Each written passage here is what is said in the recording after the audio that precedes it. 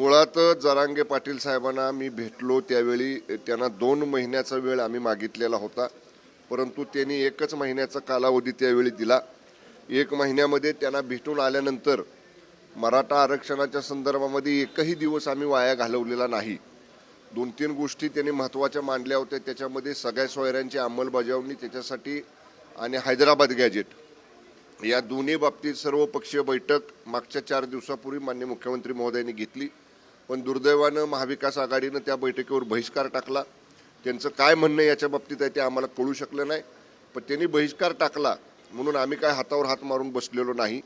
त्या बाबतीतलं रोजच्या रोज आम्ही आढावा घेतोय, बैठका घेतोय। हैदराबाद गॅजेट जे लागू करण्याचा आग्रह माननीय मनोजदादांचा आहे, त्याच्या बाबतीत आमची 11 अधिकाऱ्यांची टीम 4 दिवस झाले तेलंगणा गव्हर्नमेंटकडे गेलेली आहे। काल माझ्या माहितीनुसार ते परत आलेत, त्यांच्याशी माझी अद्याप चर्चा झालेली